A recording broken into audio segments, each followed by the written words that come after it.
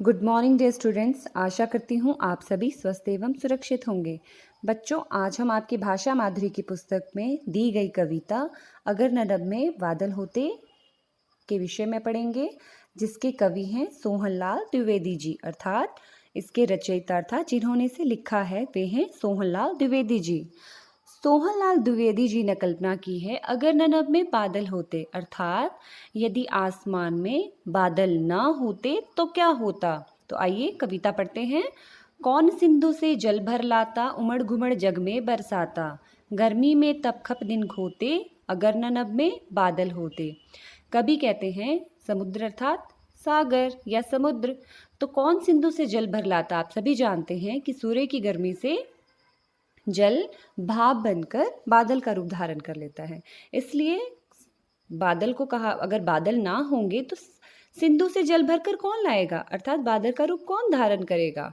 उमड़ घुमड़ जग में बरसाता, और कौन उमड़ घुमड़ कर जग में अपनी जग अर्थात संसार में वर्षा करते पानी की।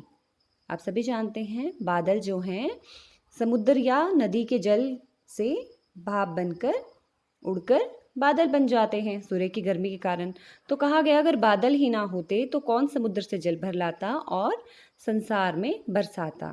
गर्मी में तपखप दिन खोते, और कहा है कि गर्मी में हम बहुत बेचैन होकर रह पाते। तपखप मतलब बहुत ताप सहन करना पड़ता, हमें बहुत गर्मी सहन करनी पड़ती हमें अगर ननब में बादल होते। क्योंकि आप सभी जानते हैं जब वर्षा होती है तो वातावरण जो है शांत हो जाता है, ठंडा हो जाता है, और गर्मी के दिनों में वर्षा हो तो शांति का अनुभव होता है। इसलिए अगर गर्मी में बादल ना हो और वर्षा ना हो तो हमें बहुत अधिक गर्मी सहन करनी पड़ेगी। और कभी कहते हैं कभी न बिजली चमक दिखाती, दुनिया में क्या दमक दिखाती। कभी न बहते झरने सोते, अगर ननब में बादल होते।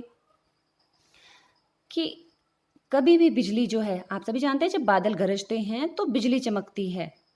तो बिजली कैसे चमकते अगर बादल ही नहीं होते, और वो पूरे संसार में अपनी दमक कैसे दिखाते। बादल कैसे अपने विषय में बता पाते। वो जब गरजते हैं तो बिजली कड़कती है, तो सभी बेचैन होकर बादलों की ओर देखते हैं कि कब वर्षा होगी। कभी न बहते झरने सोते, और जो झरने हैं वे कभी भी बहते हुए रुक नहीं पाते अगर न नभ में बादल होते। यदि नभ में बादल अर्थात आकाश में बादल ना होते। मोर न खुश हो शोर मचाते, मेंढक कभी न तान सुनाते। प्यासों मरती चिड़िया तोते, अगर न नभ में बादल होते। आप सभी जानते हैं जब भी बादल आसमान में घिरते हैं तो मोर नाचना शुरू कर देते हैं। वो खुश होकर नाचते हैं और शोर मचाते हैं, अपनी मधुर तान सुनाते हैं और नाचते हैं, क्योंकि मोर जो है वर्षा को बहुत पसंद करता है। इसलिए जब भी आकाश में बादल छाते हैं तो मोर खुशी से नाचना शुरू कर देता है कि अब वर्षा होने वाली है। तो कहा गया है कि मोर न खुश हो शोर मचाते, मेंढक कभी न तान सुनाते। जब भी वर्षा होती है तो मेंढक तान सुनाते हैं, तो वो बादलों को देख करके अनुमान लगाते हैं कि वर्षा होने वाली है, तो वो अपनी टर टर ध्वनि से शोर मचाते हैं।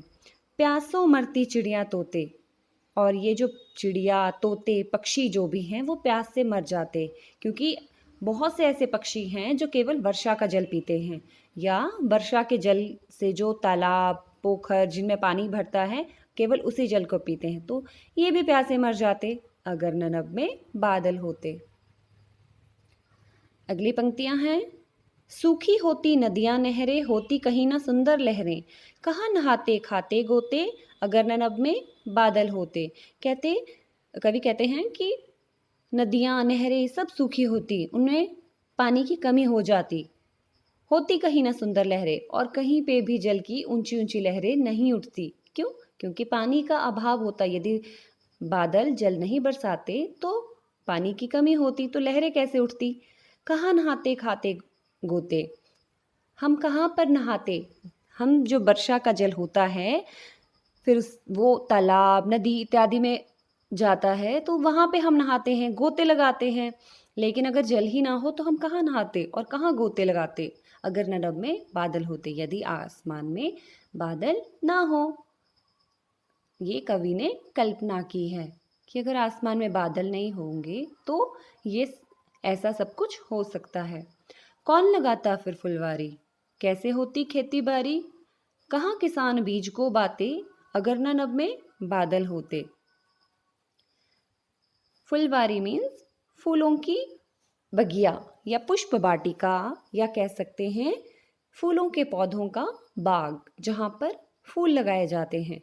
तो फूल कौन लगाता, क्योंकि फूलों के लिए बहुत ज़्यादा पानी की ज़रूरत होती है। और खेती बाड़ी कैसे होती, कहाँ आप किसान बीज कैसे बो पाते, क्योंकि किसान वर्षा के जल पर निर्भर होते हैं। बहुत अधिक किसान जो वर्षा के जल पर निर्भर होते हैं, वो अपनी खेती बाड़ी कैसे करते यदि वर्षा ही ना हो, क्योंकि जब ज़मीन में नमी होगी तभी बीज जो है पौधा बन के बाहर निकलता है। तो यदि वर्षा ही ना हो, ज़मीन में नमी ही ना हो, तो कल्पना ही कैसे कर सकता है किसान खेती बाड़ी करने की। तो अगर नभ में बादल होते तो ये सब कुछ संभव ना होता। नहीं घटाएं फिर गहराती, नहीं छटाएं फिर छहराती, सब आंसू से गाल भिगोते, अगर नभ में बादल होते। कवि कहते हैं बहुत सुंदर पंक्तियों में, नहीं घटाएं फिर गहराती, चारों ओर घटाएं नहीं गहराती, और छटाएं भी नहीं छहराती। ठीक है, ये जो घटाएं है ना, चारों ओर छहराती हैं वर्षा होने पर, ऐसा कुछ भी नहीं होता।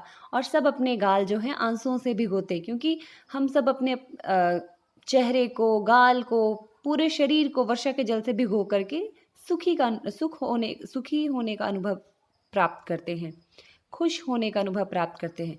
किंतु अगर ऐसा नहीं होता तो हमें अपने गाल जो हैं आंसुओं से भिगोने पड़ते, अर्थात दुखी होकर, अगर नभ में बादल होते।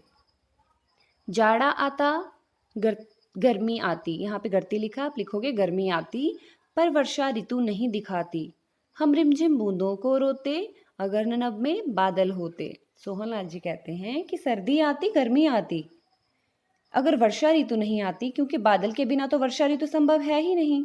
अगर वर्षा ऋतु नहीं आती, हम रिमझिम बूंदों को रोते, अर्थात वर्षा की जो रिमझिम बूंदें होती हैं उनके लिए हम रोते, अगर नभ में बादल होते।